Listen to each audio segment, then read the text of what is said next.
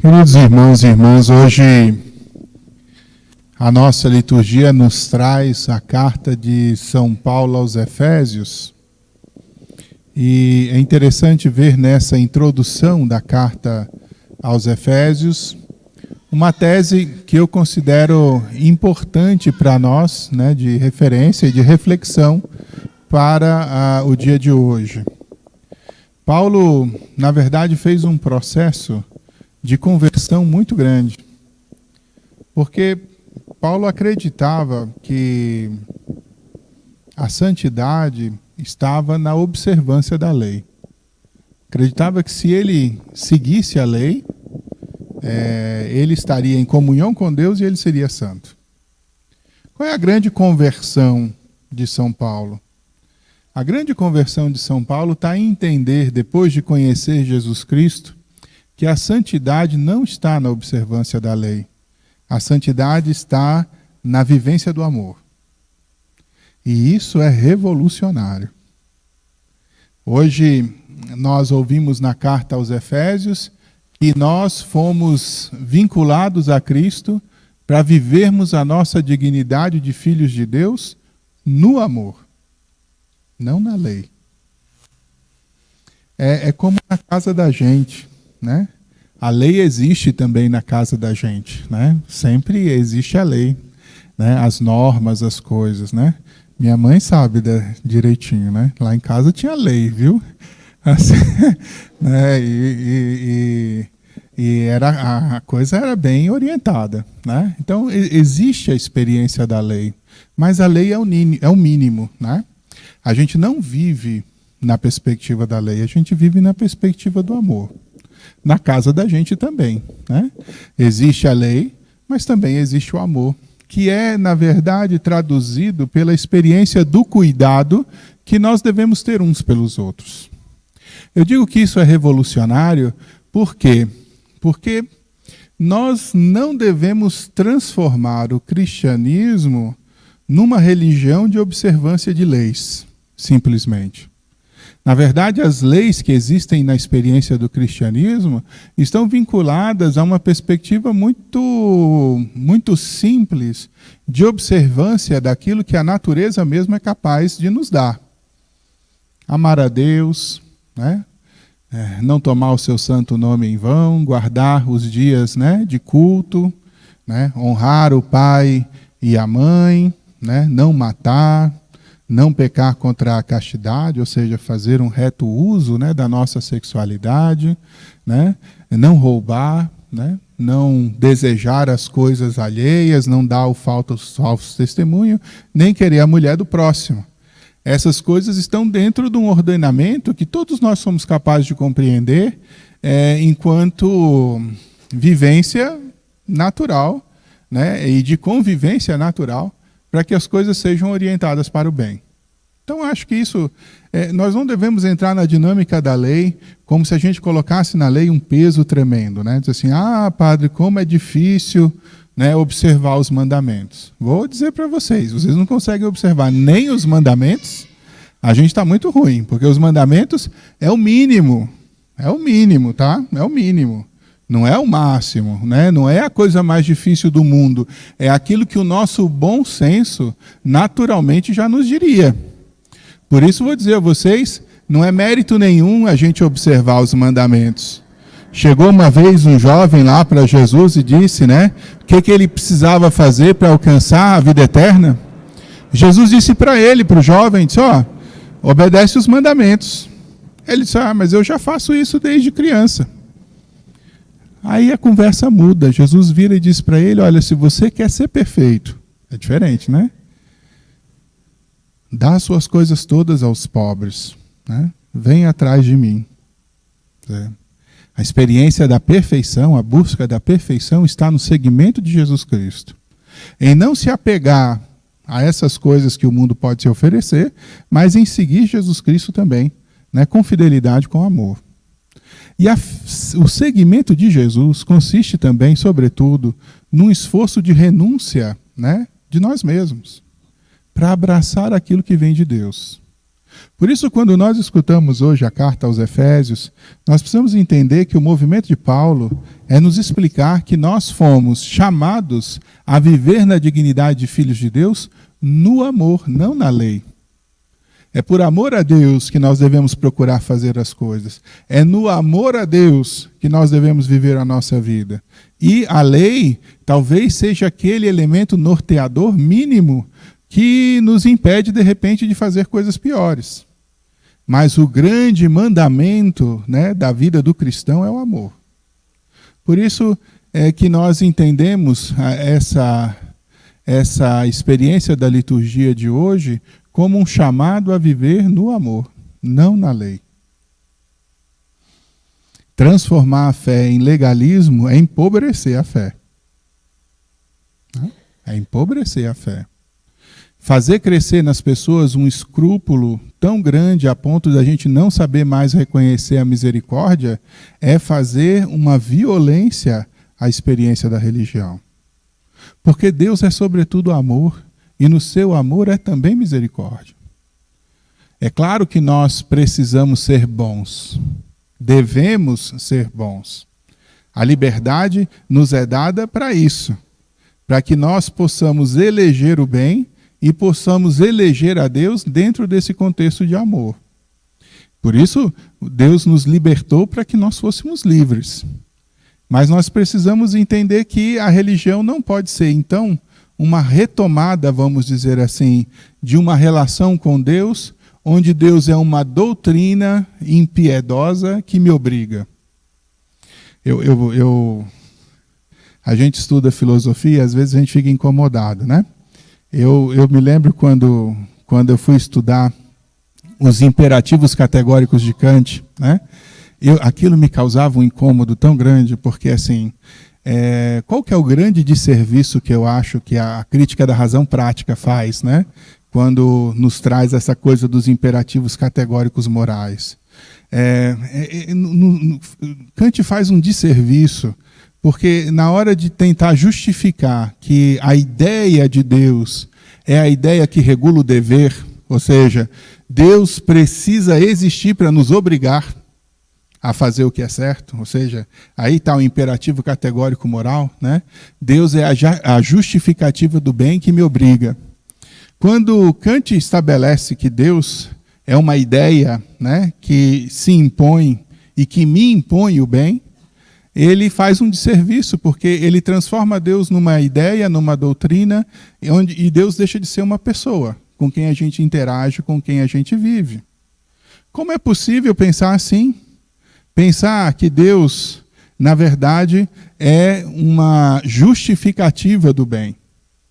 Ele não conseguia explicar Deus de outra maneira, precisava justificar o seu racionalismo, e no seu racionalismo coloca exatamente essa premissa.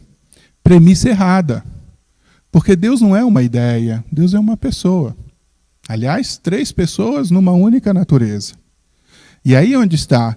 Se eu me relaciono com uma ideia, se eu me relaciono com uma doutrina, ela é uma experiência que se impõe dentro do universo da intelectualidade. Se eu me relaciono com uma pessoa, e a minha interação, se eu me relaciono com Deus, que é pessoal, a minha interação com Deus toca todas as outras realidades e não só a intelectualidade.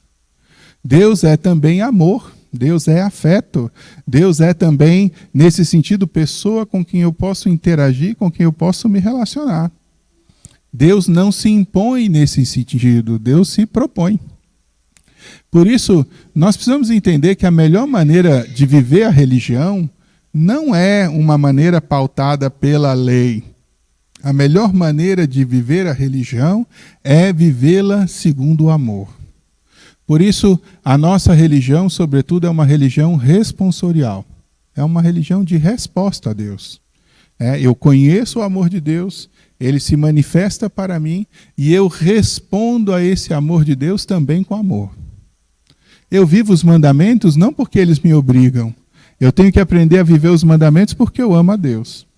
Eu vivo os valores não porque eles me obrigam. Eu vivo os valores porque eu amo a Deus. E porque eu quero estar no seu amor. A verdadeira religião brota de uma convicção nossa pelo bem, por amor a Deus.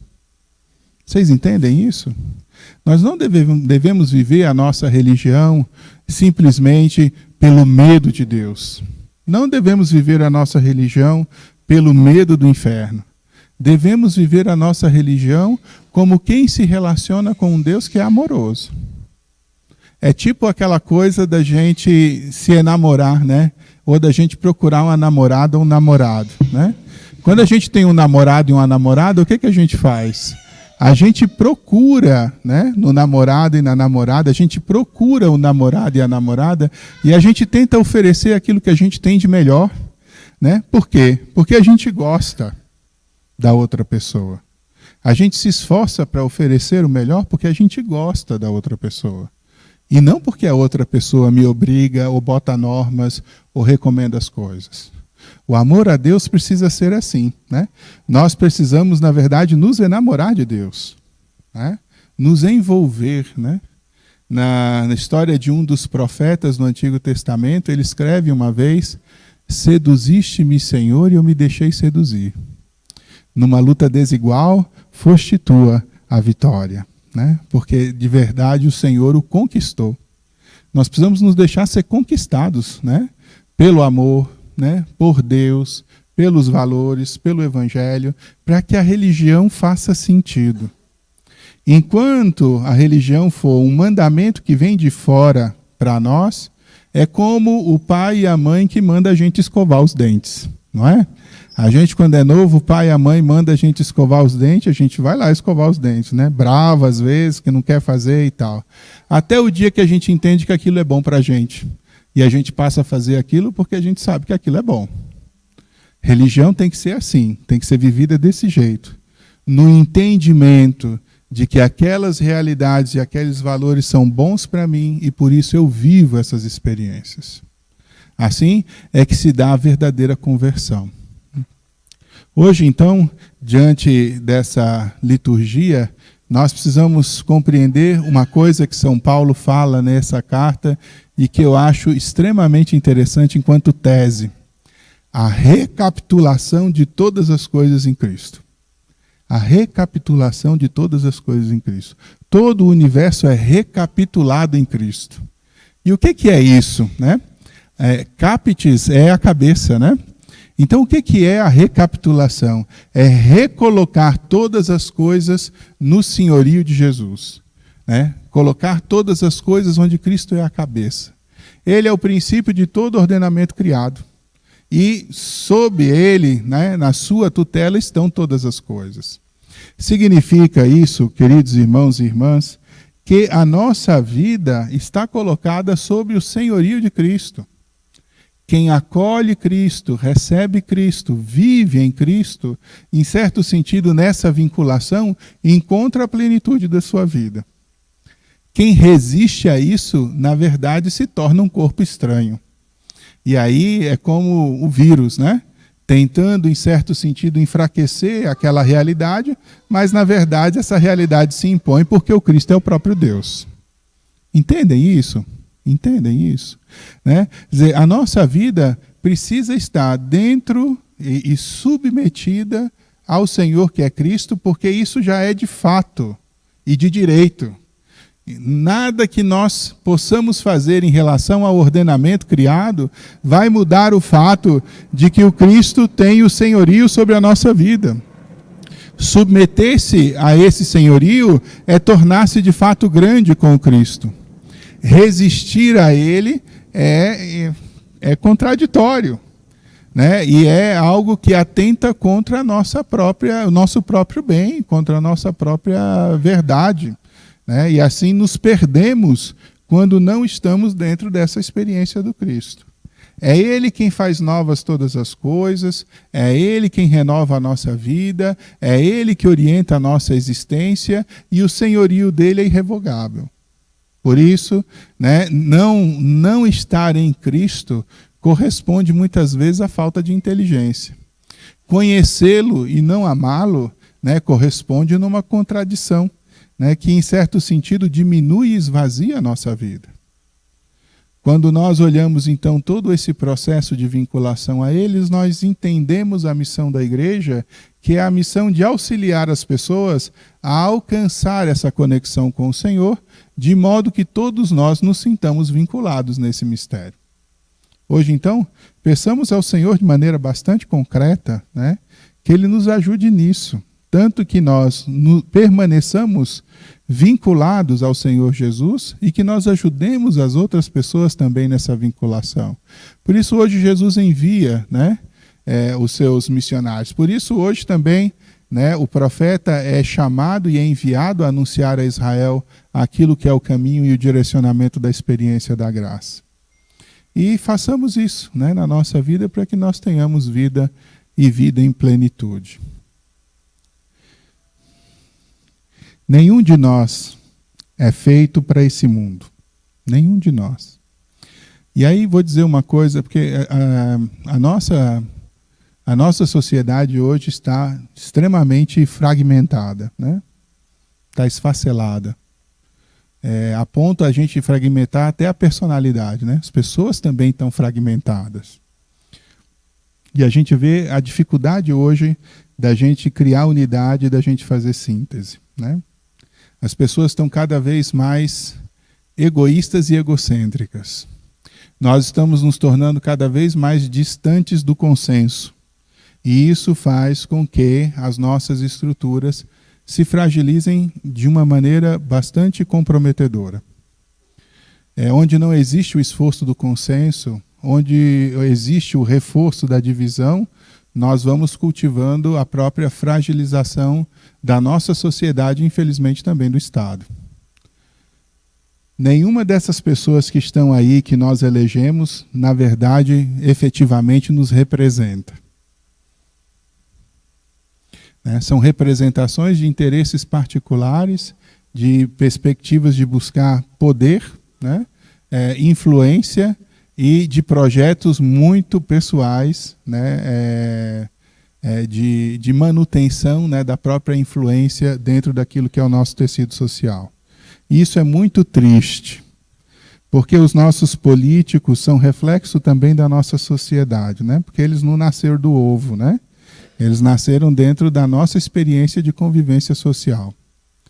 Qual é o problema? Nós esquecemos de lutar pelo bem comum. Nós esquecemos de velar e de prezar por aquilo que são as estruturas fundamentais da nossa sociedade. Nós fragilizamos a família, né? Tanto que hoje uma pessoa se divorcia em 3 minutos, é mais rápido do que fazer miojo, né? Então, assim, aquela que deveria ser a célula fundamental da sociedade, aquela que deveria ser protegida sob todo custo, né? Aquela realidade que deveria ser sustentadora, inclusive, das nossas relações, está extremamente fragilizada. E da família, nós vamos ver hoje também a fragilização de todas as estruturas que nós deveríamos salvaguardar. Sabe por quê? Porque nós nos tornamos egoístas ao extremo.